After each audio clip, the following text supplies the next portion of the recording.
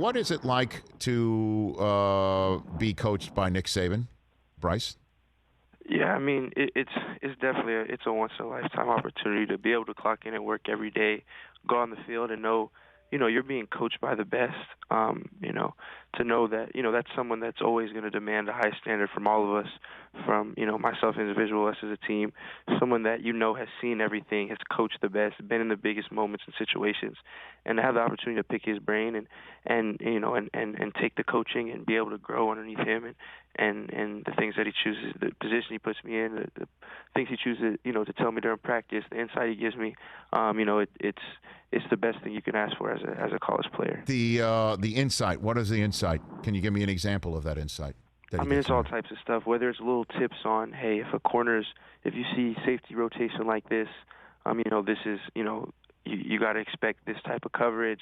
It could be situational stuff in game, as far as make sure you know the clock. This is a situation. Make sure that we don't want to give the ball back, or we want to make sure that we're burning as much clock, or this is a situation where we can take a shot because we have another, whatever it may be.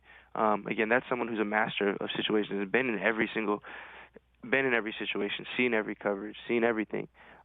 So again, for me to be able to get some of that knowledge and be able to coach by him on a daily basis, I mean it's helped me grow tremendously. Has he ever told you about his friend Bofa?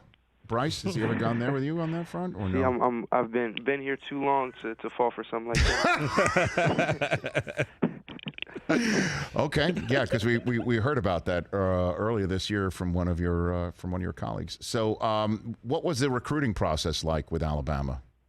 Yeah, ironically, it was an interesting process actually. I first got offered by University of Alabama.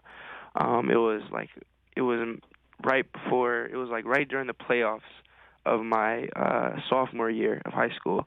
I had taken a trip out here. It was like we had like a bye week right before playoffs started, taking a trip up here. They had offered me, and this time it was Tosh, Coach. It was Tosh, Lapoy. It was a whole different staff. And the funny thing I remember is when I first came up here, I was thinking, and again, this is me as a sophomore. I'm thinking, yeah, I'll never be there. I just didn't think. I never thought about going to the South, to the SEC, going to the South. I never thought about. To me, I was just, I'd been in California my whole life, and I was just, I had a few offers, so I was just hoping for, maybe, I'll probably stay in the Pac-12 or maybe, something like that. And then I remember that went on. I committed to USC, and then it was about, say, like the off season leading into my senior year. Sark was there. Coach Sark was who originally recruited me, and he's from SoCal, and I had known him through, just through other coaching stuff, and through kind of mutual friends. I just been around him and knew who he was, of course. So then he had reached out, and I started talking to him, and then it changed as far as me just, this is a great offer. Obviously, as a Bama, I just, I'm not really locked in. I just wanted the offer. I just wanted to see the facilities to, like, this is a real possibility. This is something that can, that I have to look at from a different lens. And then, as I got around here, I started to kind of learn about and see the culture. I started to see, seeing the offense, seeing how it worked, and feeling like it was a good fit for me.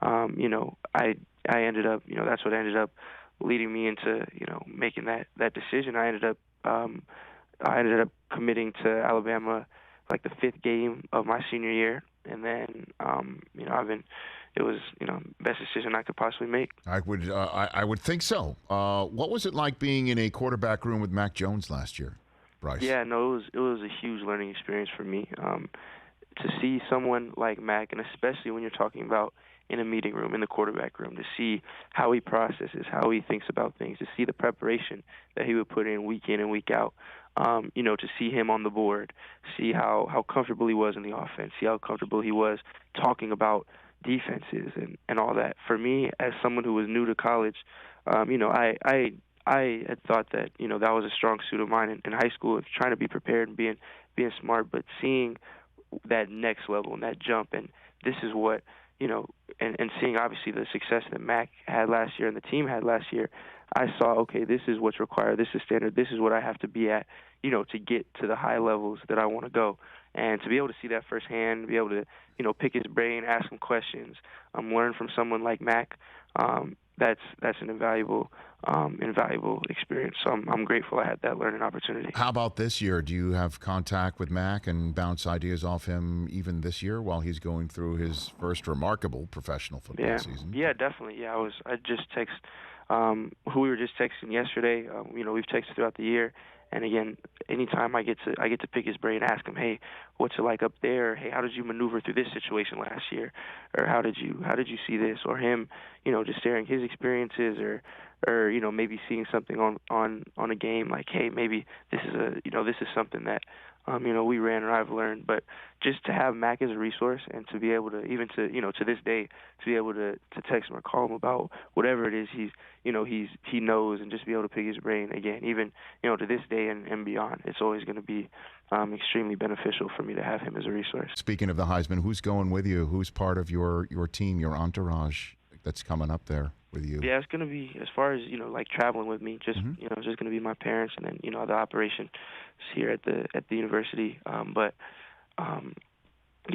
as far as traveling with me, on my way up there, just my mom and my dad. That's so cool. They must be just over the moon, Bryce, right? Like, this is what you as a family have been hoping for and achieving, and you're in the midst of it, obviously on a rise. You're a 20-year-old at this, having succeeded, and to this point, that must be amazing for you and your family, Bryce, truly. So it's a blessing for sure.